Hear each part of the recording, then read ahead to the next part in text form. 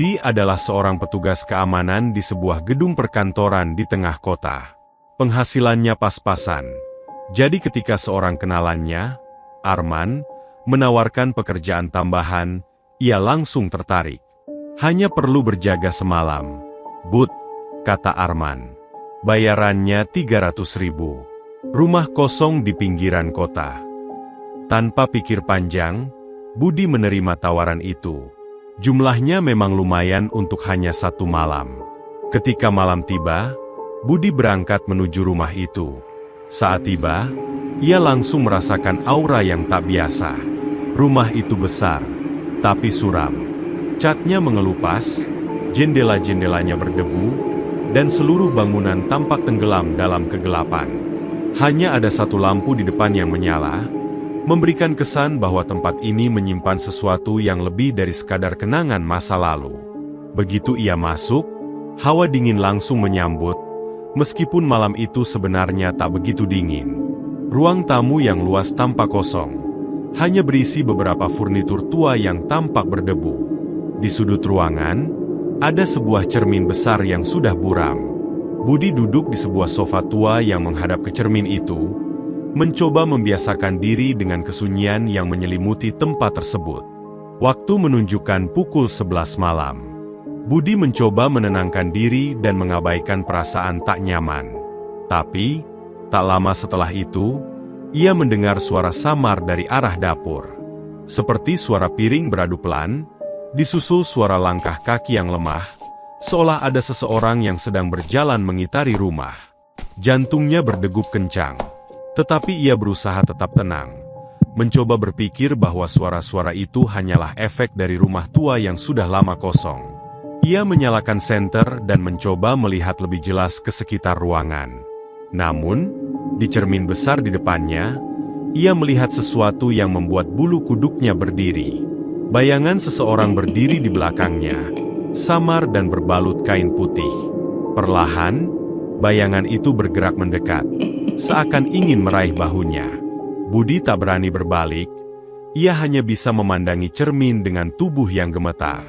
Beberapa detik berlalu, tapi sosok itu menghilang begitu saja. Namun, saat ia mencoba menenangkan diri, suara langkah kaki yang sama kembali terdengar, kali ini dari arah tangga yang menuju ke lantai atas. Langkah itu terdengar semakin jelas, semakin berat, dan berhenti tepat di puncak tangga, seolah ada seseorang yang mengawasinya dari atas. Budi beranikan diri untuk melangkah menuju tangga, mencoba melihat siapa atau apa yang ada di sana. Namun, ketika ia tiba di kaki tangga, matanya menangkap sebuah bayangan di lantai 2. Sosok wanita berambut panjang, berdiri di ujung tangga, dengan wajah pucat yang memancarkan kengerian. Mata wanita itu menatapnya tanpa ekspresi, tetapi ada air mata yang menetes perlahan di pipinya. Budi terdiam, tak bisa bergerak.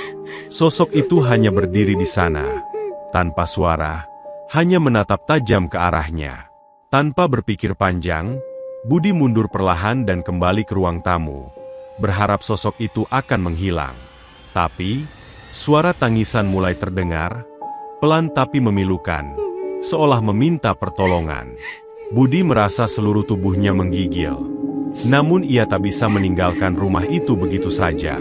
Bayangan uang 300.000 itu membuatnya bertahan. Meskipun ia tahu, rasa takut yang menyergap jauh lebih besar dari bayaran yang diterima. Ia duduk kembali di sofa tua dan memejamkan mata, berharap semua ini hanya mimpi buruk. Namun, tiba-tiba, terdengar suara seseorang berbisik di telinganya.